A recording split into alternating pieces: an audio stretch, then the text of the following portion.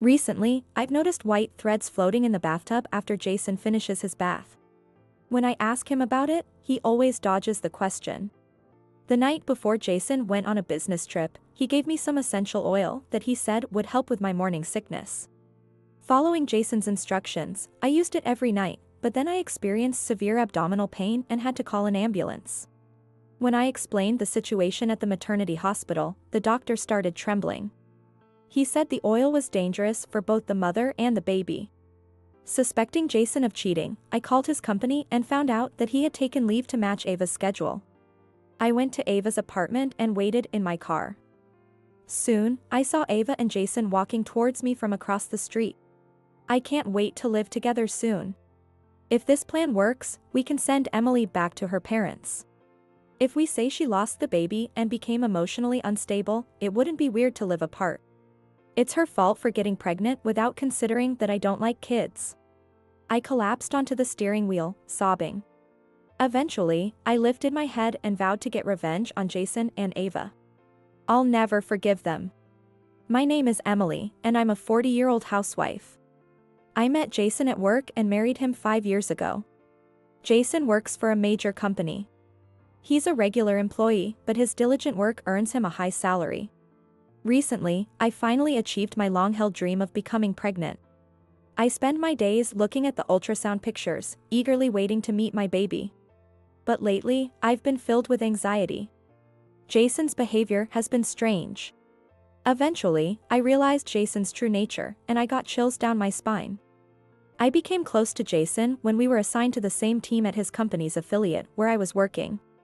Jason is not the type to be aggressive at work, but his bosses adored him, and his colleagues liked him too. I have difficulty communicating with people and take a long time to open up to others, so I admired Jason. When he asked me out, I seriously wondered what he saw in someone like me. When he proposed to me, I gathered the courage to ask him, and he answered with a gentle smile. I like how modest and obedient you are. Plus, I find you attractive. I was surprised, but happy since I was self-conscious about my baby face and petite figure. Later, we asked Jason's boss to act as our witness, and we got married. The first year passed without any issues, as we were both enjoying our newlywed life. However, by the second year, I started struggling to balance housework and my job.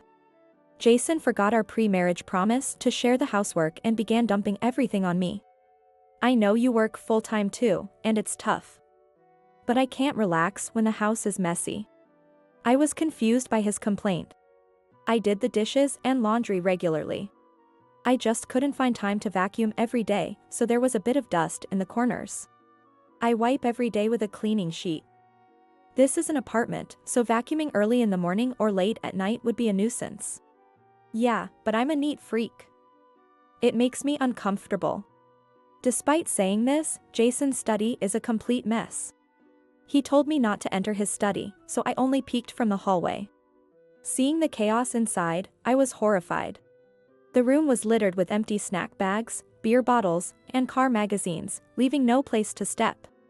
His work desk is probably tidy because he cares about appearances. Jason's complaints didn't stop there. Lately, the meals have been lacking effort too. It's always pre-cooked food heated in the microwave. I want freshly made food. This is no different from store-bought deli food. I couldn't believe what I was hearing. Calling the meals I prepared on weekends deli food was unbelievable. Look, keeping the house spotless and always having freshly made meals while working full-time is impossible without hiring a housekeeper. Then why don't you quit your job? Jason said coolly. But just become a housewife. I'll work to make up for it. A sense of unease washed over me. It might be fine for the two of us, but if we had children someday, we might not have enough for their education. As I hesitated to respond, Jason looked into my face and smiled gently. I'm worried about your health. It's hard to see you so exhausted every day. Jason. Please, become a housewife. I took pride in my job.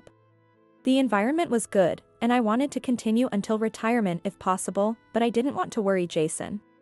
After much deliberation, I resigned from my job, despite my colleagues and bosses expressing regret. I've always been shy and slow to open up to others since childhood. But once I became friends with someone, I maintained a deep and lasting relationship.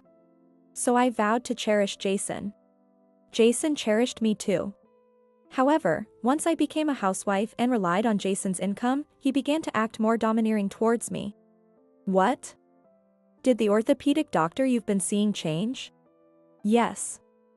The previous doctor was a woman, but now her son in his 20s has taken over. She retired, and Dr. Anderson's son took her place. When I mentioned going to the doctor for a sprained ankle, Jason's displeasure was evident. Then stop going there. Switch to a hospital in the next town with a female doctor. But I was told to come until it's completely healed. No way. He raised his voice, which was unusual. The thought of you having a young man touch your ankle makes me sick. Are you okay with that? I was shocked by Jason's words. It's a medical examination. There's nothing I can do about it. There are other doctors. From now on, switch to another in the next town. Otherwise, I won't give you money for the doctor. Since Jason was so adamant, I did as he said. I laughed to myself, thinking he was just jealous, but it soon became no laughing matter. Next, Jason complained about my regular beauty salon. When I said my stylist was going on maternity leave and I would be seeing a male hairdresser, Jason secretly went to the salon and caused trouble. That guy's terrible. Charging $50 for a cut like that is a rip-off. Why don't you change to someone else? I was alarmed but spoke calmly. That's the going rate around here. He's highly rated by my friends too. In what way? He's just popular because of his looks. I bet he's hitting on clients. Don't say that. He has a wife and kids. Then it's definitely an affair. Jason sneered. The thought of that guy touching your hair with those filthy hands makes me furious and keeps me up at night. It's just a haircut. Stop being so ridiculous. I retorted, but his incessant complaints eventually made me switch to another salon. Soon, Jason began criticizing even my brief outings. A housewife going out all the time is strange. You should be more dedicated to your husband. What? I do all the housework properly. I didn't quit my job just to be cooped up at home. You know, I really want to go back to work. I think I could balance it with part-time hours. No way. Jason snapped. The housework would definitely suffer. I'm providing for you, so what are you dissatisfied with? I was speechless at Jason's furrowed brow. When I asked my college friend, Sarah, for advice, she was understandably shocked. Sarah works in HR at Jason's office. Jason listens to us at work and doesn't show any contempt for women.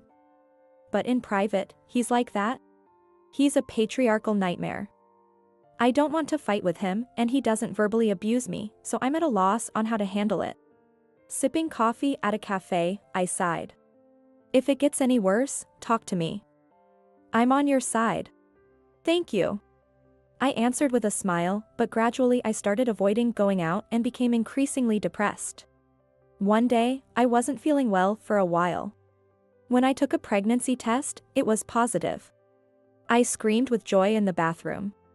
Considering my age, I had half given up, so I was overjoyed to the point of tears. When I told Jason after he came home, his face tightened for a moment before he forced a smile. Really? I can't believe it. Me neither. I'll get checked at the hospital tomorrow. I'll make sure it's a place with a female doctor. When should we tell our parents? Let's wait until we're in the stable period. That's right. We don't know if everything will go smoothly yet. Jason's words bothered me, but they were true. For now, I needed to focus on having a healthy baby. But while I was elated, Jason didn't seem pleased about the pregnancy.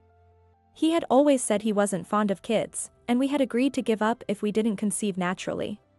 I hoped his feelings would change now that we were having a baby. There are plenty of people who don't like kids but love their own.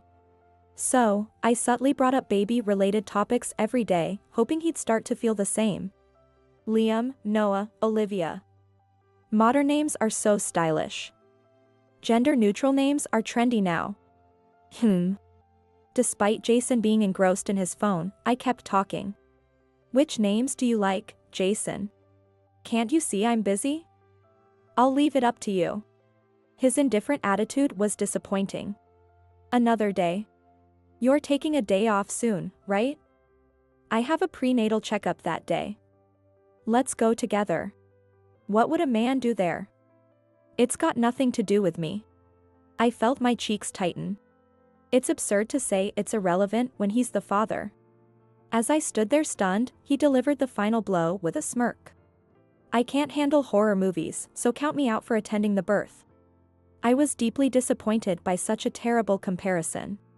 I'm risking my life to give birth. However, struggling with morning sickness left me too exhausted to argue with Jason. With nausea, sleepiness, and fatigue, I could hardly stand in the kitchen or do cleaning. Spending entire days sprawled on the sofa wasn't unusual. I was worried Jason might complain, but seeing me rush to the bathroom several times a day made it hard for him to gripe. Listening to the sound of the shower while carrying the laundry down the hallway, I remembered. Jason always left white threads floating in the bathwater after his bath. Thinner than hair, these threads were about 3 centimeters long when scooped up. When I asked Jason, he paused briefly before shrugging with a wry smile. That's just grime. You've been slacking on cleaning the bath. No, it's not like that. I can't explain it well, but... All right. Just try to clean better. I felt like he was dodging the issue, but I didn't want to argue, so I stopped pursuing it. Not wanting to bathe in water with unknown substances, I decided to stick to showers for a while. The connection between Jason and the threads was unclear. Could it be related to his frequent late nights and increased business trips lately? One Friday, Jason approached me with a beaming smile. I have a business trip to LA starting tomorrow. I'm sorry to leave you alone for a week while you're dealing with morning sickness. It's your job, so it can't be helped. Take care. Yeah. By the way, I got something nice for you. He handed me a stylish white box. There were 7 small bottles with black caps inside. Is this aromatherapy oil? Yes, it's supposed to help with morning sickness. Jason's voice was excited. A colleague's wife tried it and said it helped her regain her appetite. Really? How do I use it? Just add it to your bath for an aromatherapy bath. I wrote down the instructions, so follow them exactly. Not being fond of artificial scents, I had never used aromatherapy oils or incense. I was grateful that Jason had written down the instructions. As I read the note, Jason reiterated seriously. Make sure to use it every day. It's for you and the baby. Got it. Thank your colleague for me. Starting the day Jason left for his business trip, I soaked in an aromatherapy bath every night. Without the white threads, I felt safe to bathe. 1 bottle for 200 liters of water? That's a lot. Pouring the oil into the bath, the aroma rose with the steam, filling the room. The relaxing effect seemed promising and beneficial for the baby too. I didn't notice any immediate effects, but by the time Jason returned from his trip, I hoped my appetite would be back. I continued using it with hope and reached the 5th day. During my bath, I felt a dull pain in my lower abdomen. Initially thinking it was due to constipation, the pain grew more intense. Groaning in pain, I changed into my loungewear and called an ambulance. Worried that something might have happened to the baby, I felt overwhelmed with fear. I mentioned my pregnancy and was taken to my maternity hospital. When I tried to explain my symptoms to Dr. Anderson, the female head doctor, she sniffed the air. Were you using bath additives? I was using aromatherapy oil in my bath. Dr. Anderson frowned. My husband said he got it from a colleague. It's supposed to help with morning sickness. Since the cause of my abdominal pain was unclear, I brought it just in case. When I handed the doctor the note and the bottle of aromatherapy oil, her face changed, and she began to tremble. Dr. Anderson? You've been using this in a closed bathroom every day? Yes. The doctor hesitated before speaking to me in a stern voice. The herbs in this aromatherapy oil cause uterine contractions. It's strictly forbidden for pregnant women. Your baby could be at risk of miscarriage. Everything went dark before my eyes. I felt faint but managed to stay conscious and urgently requested an examination. Thankfully, the baby was safe. The doctor said that I should be fine with some rest. I was hospitalized that night and took a taxi home the next morning. Even after returning home, I couldn't believe it. I had used it just as Jason instructed, and it nearly endangered our baby. I had to confront him. I waited until lunchtime and called Jason's phone, but it just kept ringing. A bad feeling crept over me. His recent cold attitude, the sudden increase in overtime and business trips. And now this incident. I've heard of husbands cheating while their wives are pregnant. I decided to call Sarah and dialed her number. Sorry to call during your break. I need to ask you something. Sarah gasped on the other end of the line. So you're somewhere with reception now. What are you talking about? Aren't you back at your parents' place because of your morning sickness? I heard it's in a rural area with poor reception. So I held off on messaging you. Jason said he was with you, so I thought it was okay. I'm at home. What? How is that possible? Jason told me he's on a business trip to LA. Sarah sighed deeply. He wanted to prevent me from contacting you. So his affair wouldn't be discovered. Exactly. Hey, is there a female employee who's taken leave at the same time? Hold on. Ava from accounting. Do you need her address? Yes, please. My anger overshadowed the shock. I was certain Jason was there. I hung up and drove to the address Sarah provided. My nausea was overpowered by rage. I parked my car in a spot where I could see the front entrance of the apartment building and waited for Jason and Ava to appear. My car was a common model, so there was little chance they'd notice me waiting. After about an hour, I saw a couple walking hand in hand from across the street. The flashy woman with Jason must be Ava. Jason, carrying a heavy-looking bag, seemed visibly excited. Seeing him enjoying his affair after putting me through so much made my cheeks burn with anger. Wow, this feels like a newlywed life. It's so fun. Her high-pitched voice echoed down the street. I can't wait to live with you, Jason. If this plan works, we can send Emily back to her parents. Divorce is tough, but separation is doable. Ava chimed in, agreeing with Jason's smug words. Blaming it on emotional instability after losing the baby makes separation seem natural. You're so smart. It's her fault for getting pregnant when I don't even like kids. Even after the two disappeared into the apartment, I stayed there in a daze. Then a fierce anger surged from the depths of my being. Tears began to flow from my eyes. I feel frustrated. And pathetic. I wanted to vomit, realizing I had trusted someone like him. I collapsed onto the steering wheel, sobbing. Eventually, I lifted my head, gritting my teeth, and vowed to get revenge on Jason and Ava. Jason and Ava. I will never forgive them. 2 days later. In the afternoon, I headed to Ava's apartment with Sarah, who had taken the afternoon off. I waited outside the entrance hall, staying out of the intercom camera's view. Hello? Oh, Sarah. What's up? When Sarah rang the intercom, Ava answered immediately. Her sickly sweet voice grated on my ears. I thought you were taking documents home to finish. You left some important papers on your desk. Ava believed Sarah's lie easily. Oh my, I completely forgot. Thank you so much. I'll come get them now. It's okay, I'll bring them up to your apartment. Really? Thank you so much. I'll unlock the door. As the door opened, we took the elevator up to Ava's apartment. Again, I stayed out of the camera's view while Sarah called Ava to the door.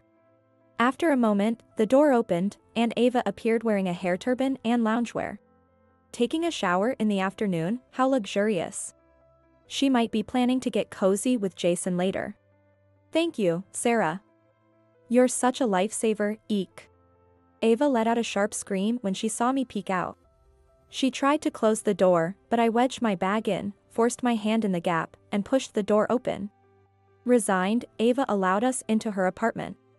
From a room half opened at the back, I could hear Jason's baby talk.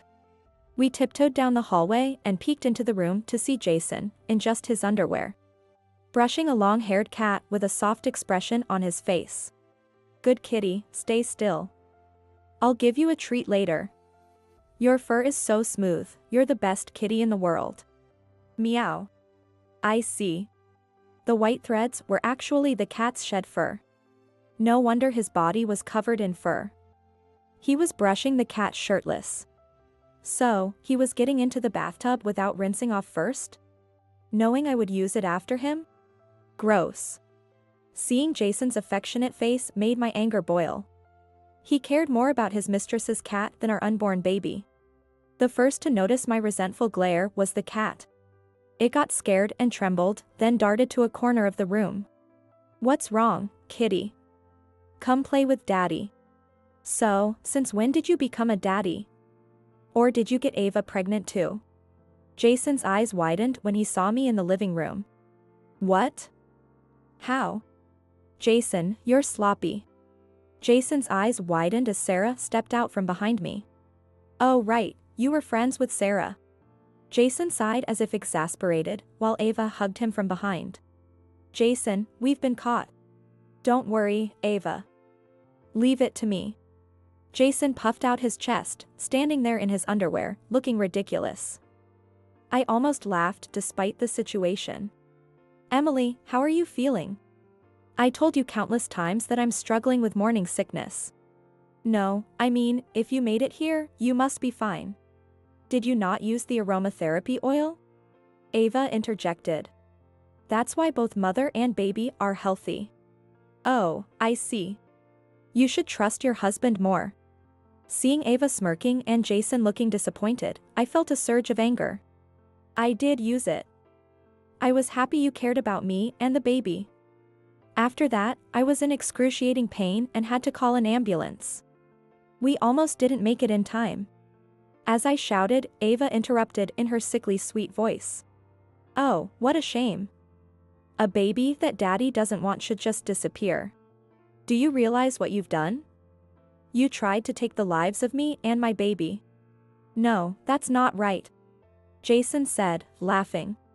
"Since the baby isn't born yet, it's not a person." "Are you really pregnant? Or are you just pretending because you sensed I was cheating?" "Yeah, and the severe morning sickness is just an act." The sight of Jason and Ava laughing loudly makes my brain boil. "I showed you the ultrasound picture. You could have borrowed it from another pregnant woman. Your belly is still flat, so I don't trust it. Maybe it's another man's child." "You too, knock it off." Sarah scolded, but they kept smirking. "Even if it's my child, I don't want it," he said, driving a knife through my heart. "Don't get pregnant without my permission. You did something unnecessary. Why do you reject it so much? Do you really hate the idea of becoming a father? Are you that averse to children?" When I asked, Jason frowned and spat out his response. "Of course, I hate it. Once the baby is born, who will take care of me?" Jason unleashed a torrent of complaints against me. "Emily, you were cute when we got married, but now you're old and ugly. With pregnancy, you look terrible. You're skinny and pale. Your skin is rough. There's no femininity left." He pointed at me, shouting, "How can you call yourself my wife looking like that? You're an embarrassment. I shouldn't have married an old woman like you at 35. And look at you, Jason. Your belly's growing, your hair's thinning. You're a full-blown middle-aged man." Jason completely ignored my words. "On top of that, lately, all you talk about is the baby. Have you forgotten that I'm the head of this household? As my wife, you should prioritize me. I don't care about the baby." I was stunned by Jason's selfishness. He's like a child. It was clear that having him as a father would make both me and the baby miserable. Ava, who had been enjoying Jason's rant, chimed in. "Jason isn't interested in a 40-year-old hag. Someone young and beautiful like me is more suitable." "Yes, he seems to prefer anyone young and pretty." Sarah and I exchanged glances and nodded in agreement. Sarah pulled out a large envelope, not with documents, but with photos. Ava watched curiously as Sarah laid the photos out on the living room table. When Jason saw them, his earlier bravado vanished, replaced with a look of unease and restlessness. Ava, you recognize these people, right? They all work in the same sales department as Jason. What is this? I've collected some audio evidence. This is where the fun begins. No, please stop. Ignoring Jason's weak protest, Sarah pressed the play button on her phone's recording app. I'm secretly dating Jason. No one else knows. What, Ava too? Isn't she an old lady at 28? He switched to a younger girl like me. Jason told me I'm his ideal woman. We've been dating for 3 months. He's getting a divorce soon, right? Jason said we should keep our office romance a secret to avoid trouble. The spa trip during the business trip was so fun. As Ava's eyes narrowed, Jason looked increasingly anxious. Sarah, how did you find out I was dating these girls? You applied for leave and overtime on the same days as these girls multiple times. I'm in HR, so I noticed right away. When I confronted them, they were eager to spill everything. They all wanted to talk. Yeah, to a 24-year-old, a 28-year-old, and a 40-year-old are both old ladies. I sneered, causing Ava to flush with embarrassment. She looked up at Jason with teary eyes, her voice trembling. How could you? I can't believe you were seeing others besides me. No, it's not like that. You're the most important one, Ava. The others were just for fun. Jason stammered, trying to explain himself. Men need to blow off steam with other women to stay kind to the ones they care about. You like how kind I am, right? I felt a headache coming on. Why doesn't he just apologize instead of making things worse? Sure enough, Ava's face twisted in rage. What kind of logic is that? Why are you mad? You should be happy you're my main girl. What a joke. I had no idea you were this kind of person. Ava looked ready to claw at Jason, while I watched her outburst with a cold gaze. Of course he's like this. He cheats without remorse and has no sense of fatherhood. He even tried to get rid of our baby. Ava stopped crying and stared at me intently. We both have terrible taste in men. Shut up. Don't lump me in with you. She lashed out at me, then turned back to Jason. You won't get away with this. That's my line. You acted like a victim, but you conspired with Jason to harm me and my baby. I addressed Ava in a stern voice. I've reported you both to the police. You're going to be arrested for assault. And I've recorded everything you said today as evidence. Jason looked panicked as he turned to me. Arrested? You're turning your husband in? If you do that, the baby's father will be a criminal. The hospital is required to report such incidents. Dr. Anderson likely already did. And don't worry, I'm divorcing you. Jason and Ava exchanged nervous glances before launching into desperate self-defense. I have nothing to do with this. Jason was the one who planned and executed it all. Hey, you suggested making her sick with the aromatherapy oil when I complained about her being a nuisance. Excuse me? You asked for advice on how to get rid of her without a messy divorce. It was your idea. Who thinks of using aromatherapy like that? You must be a criminal yourself. You're one to talk. You said it would be fine, but then you go and cheat and get caught so easily. I should never have gotten involved with you. Ava sobbed and screamed, while Jason clicked his tongue in irritation. Annoying. Women think they can get away with anything by crying. Pathetic creatures. Just then, the doorbell rang. Yes, we've been expecting you. Please come in. Sarah answered cheerfully, making Jason look puzzled. Someone visiting? Yes, Nathan. Ava's crying stopped abruptly. Nathan? I live-streamed our conversation to the company's group chat. He came rushing over. Jason's face went pale. Of course it did. Nathan had been the one who acted as our witness at our wedding. That's why Jason wanted to avoid a divorce and tried to make me sick and send me back to my parents to save face for Nathan. Ignoring Jason's panic, Sarah invited Nathan in. After a while, Nathan arrived, his face burning with anger. "Ah, Nathan." Jason and Ava greeted him with strained smiles, but Nathan spoke sternly. "Both of you are being transferred to the sidelines starting tomorrow." "No way." I was caught up in this. I was about to become a section manager in the spring. Now my promotion is delayed? Nathan glared sharply at Jason, veins bulging at his temples. "I thought you were diligent at work, but I never knew you were like this." "I'm deeply disappointed." "Nathan, it's her fault. I didn't want kids, but she went ahead anyway." Jason pleaded tearfully, but Nathan looked at him with icy disdain. "Forget about promotion.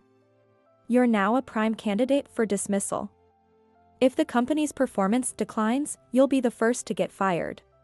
Good luck." With that, Jason's expression turned to despair. Nathan turned to me and apologized. "I apologize for the trouble caused by my subordinates. They will be held accountable. If you need any testimony, please let me know. I'm sorry for causing trouble as well." I apologized to Nathan. Jason and Ava slumped to the floor, their heads hanging low. After putting me through so much, did they really think they could continue living peacefully? I was appalled by their audacity.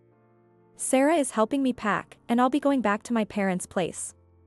"Send the divorce petition to my parents' house once you've signed them. I'll be claiming alimony and child support through a lawyer later." I watched as Jason nodded yes, weakly, then left Ava's apartment with Sarah and Nathan. The next day, Jason and Ava were arrested for assault but were released a week later on probation as it was their first offense. They soon broke up. They continued working at the company in their sideline positions, but the widespread rumors made their work unbearable and they eventually quit. I received alimony from them, so I didn't care what happened to them afterward. Ava disappeared, while Jason, disowned by his parents, took on multiple part-time jobs to make ends meet. Sarah, who saw him in town, said he looked nothing like the man who once worked at a major company, now shabby and worn out. Jason's parents, having learned about the incident, came all the way from the countryside to apologize to me. They had always been kind to me, and I held no grudge against them.